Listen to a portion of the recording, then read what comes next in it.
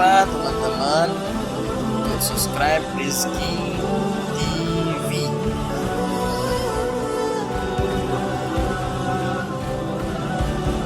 Oke, thank you. Assalamualaikum. Selalu jumlahnya hanya 7 orang. Kalau 7 dari 80 orang berapa persen? 7 orang. Kadang-kadang dia meningkat 10, tapi 3 kemudian menghilang di tengah-tengah acara. Memang penyakitnya sama di mana-mana ternyata. Hingga waktu itu muncul kebingungan, apa yang harus kita buat lagi? Kata pengurusnya, apakah perlu kita undang ada penceramah nasional Malaysia namanya Masyillah ketika itu?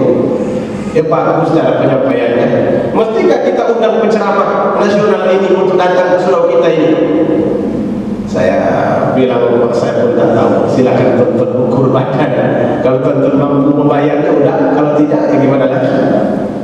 Kita bingung, Ustaz katanya kita buat kajian tafsir. Tolong yang menyampaikan 7 yang hadir. 7 itu duduknya paling jauh posisinya. Lalu kemudian selesai majelis itu begitu saja. Enggak mau nambah 6 tahun lamanya. Enggak juga mau nambah. Akhirnya saya bilang dengan beliau, begini saja tuan, kayaknya memang undangan kita itu yang salah. Selama ini kita mengundang orang ini untuk menghadiri majelis ilmu dengan catatan di bawah makanan disediakan. Coba sekarang ini kita undang orang untuk makan dengan catatan majelis ilmu disediakan. Jadi diganti posisinya. Dalam bahasa terdekat ini amandemen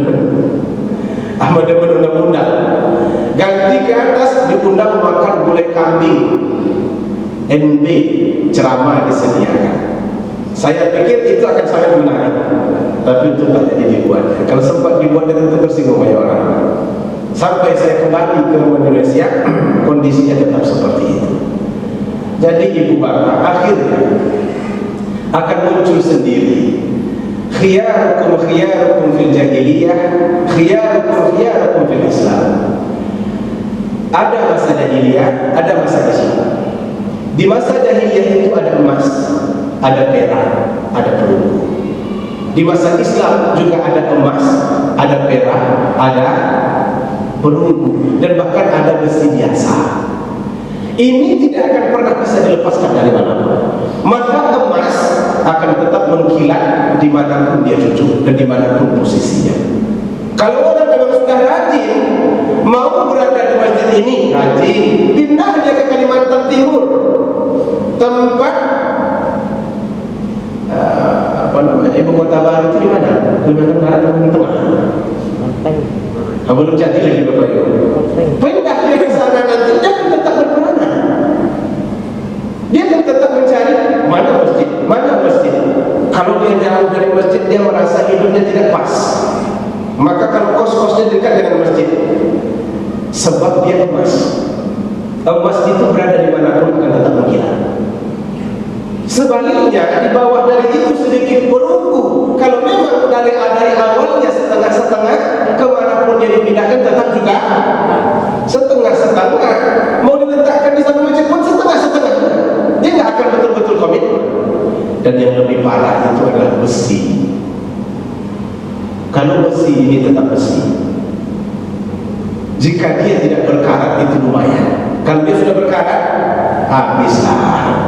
Tak lagi ada fungsinya dan tak bisa lagi digerakkan serta digunakan. Maka bersyukur kita kepada Allah Subhanahu wa taala di tengah-tengah begitu rumitnya membangkitkan gairah, kita termasuk orang-orang yang mampu meluangkan kesempatan, mengambil waktu untuk mendalami agama ini. Mudah-mudahan dengan begitu tersiram terus-menerus kalbu kita.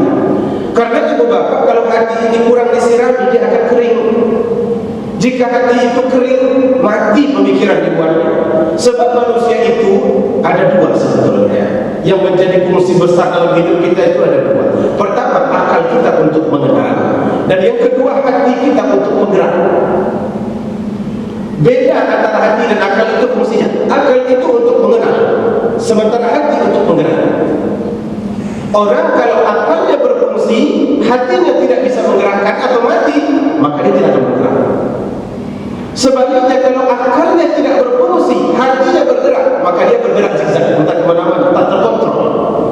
Baru manusia itu akan sampai pada puncak kemanusiaannya kalau akal dan hati itu bergerak secara bersamaan. Akalnya berfungsi, hatinya bergerak untuk mendorong. Siapa yang tidak tahu arti as-salatu khairun minan naum? Itu sejak dulu sampai sekarang maknanya tetap sama. Dan anak-anak seusia-usia kecil pun sudah tahu maksudnya, bahwa salat itu lebih baik daripada tidur. Yang dipanggil itu semuanya berada di rumah. Coba tengok bagaimana hati itu bisa menggerakkan atau tidak. Yang datang itu adalah orang-orang yang hatinya tergerak. Tapi kalau hatinya tidak tergerak, walaupun dia tahu itu adalah panggilan supaya dia datang, dia tahu makna panggilan itu, tapi hatinya tak mendorongnya, maka dia tetap duduk saja. Dia tak buat apa-apa, duduk saja di rumah dan kemudian berbalik. As-salatu khairun minan naum, as-salatu khairun minan naum. Dia tak mampu menggerakkan kakinya sama sekali. Tak ada daya dorongnya sama sekali. Ketika hati itu tak mampu menggerakkan manusia, maka karena itu dia perlu dihidup-hidupkan terus-menerus. Cara menghidupkannya itu adalah siram sekali. Kalau kita menyiram tanaman dengan air, kalau kita menyiram hati, siramlah dengan ilmu, siram dengan pendengaran. Selama pendengaran itu masih masuk, lalu dia akan nempel di hati sedikit demi sedikit, hati itu akan membaik. Maka karena itu ibu bapak, orang itu akan terpengaruhi oleh apa yang dia dengar dan oleh apa yang dia lihat. Akhirnya dia akan bertindak. Saya tidak dapat membayangkan orang-orang yang dulu itu sangat jauh, lalu kemudian tiba-tiba berubah setelah disiram. Abu Darda yang di Panam itu kabarnya satu orang yang bangun. Dulu dia kontraktor kabarnya. Lalu kemudian dibangunnya masjid besar. Biayanya kalau kita dengar lebih kurang 52 miliar. Mulai dari tanahnya mungkin, tanahnya, kemudian rumah, masjidnya, sampai kepada proyek-proyek bangunan-bangunan yang ada di situ, 52 miliar. Kalau kita pikir 52 miliar itu diinvestasikan, kan enak itu sebetulnya. Asik itu. Nggak perlu kita bekerja, dinikmati saja. Didepositokan saja, itu sudah banyak dilakukan. Dia nggak perlu bekerja, tinggal duduk dan akan mengalir hasil deposito itu ke dalam rekeningnya. Soal halal atau tidak, saya tidak membahas itu. Ini contohnya saja. Atau dia belikan kepada yang lain, istilahnya, maka dia akan dapat terus-menerus. Tapi dia lebih memilih untuk membangun masjid dengan dana yang dia punya, dengan uang yang dia punya. Dia lebih memilih untuk membangun masjid. Dia berpikir, selama ini saya tidak hafiz, tapi saya bisa menciptakan orang hafiz. Selama ini saya tidak ustaz, tapi saya bisa menciptakan orang ustaz. Dorongan itu yang membuat beliau akhirnya tidak bersiri.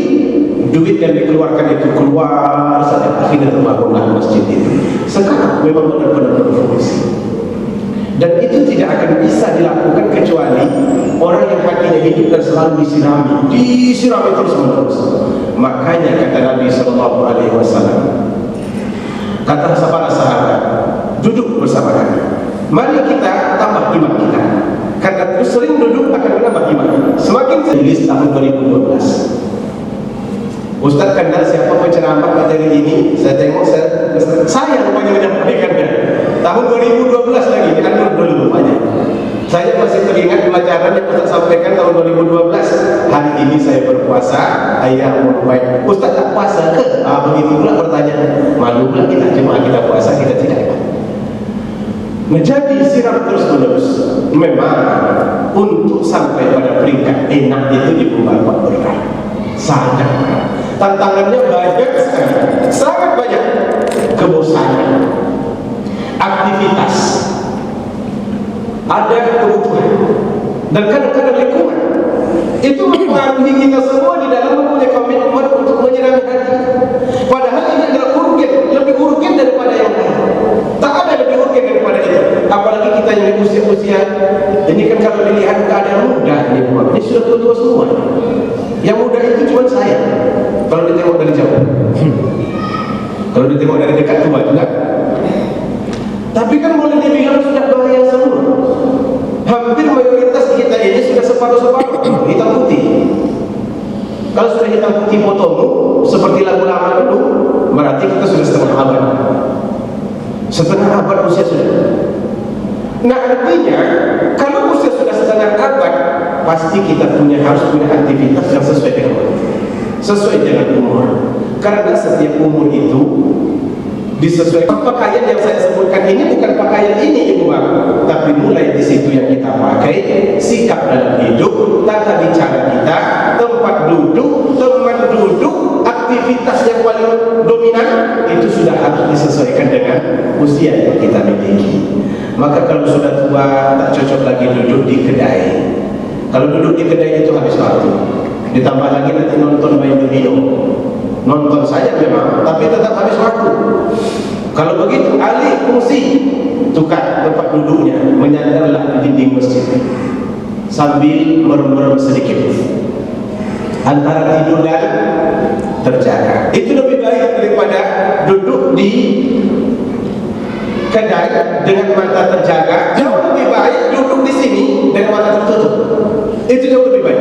Setidaknya di sini kita tidak akan diganggu oleh syaitan. Tapi kalau di situ kita akan diganggu oleh syaitan. Di sini kita berada di rumah Tuhan.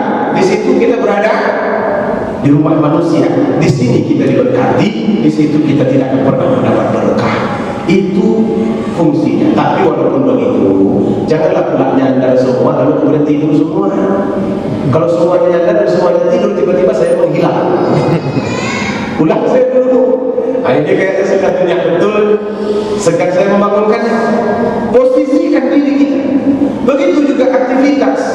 Kalau sudah tua, ada aktivitas olahraga kita tidak lagi olahraga seperti orang lain. Mungkin olahraga kita cuma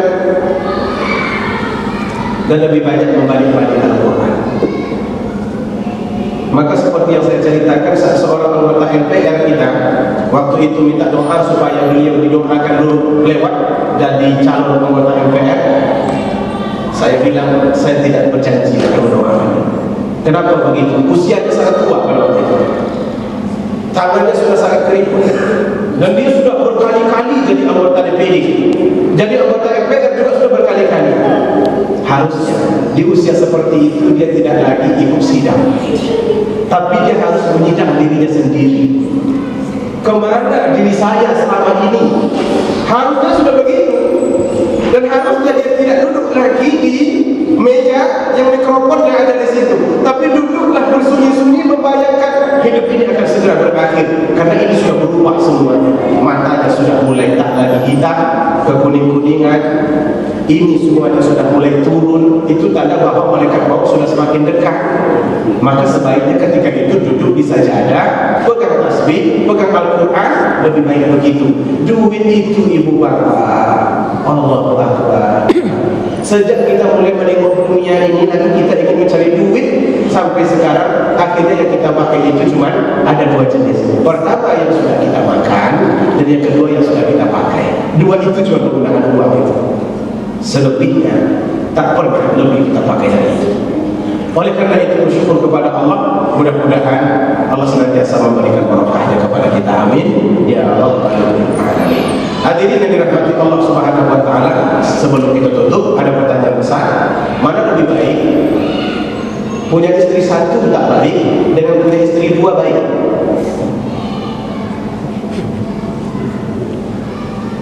Saya ulang pertanyaan.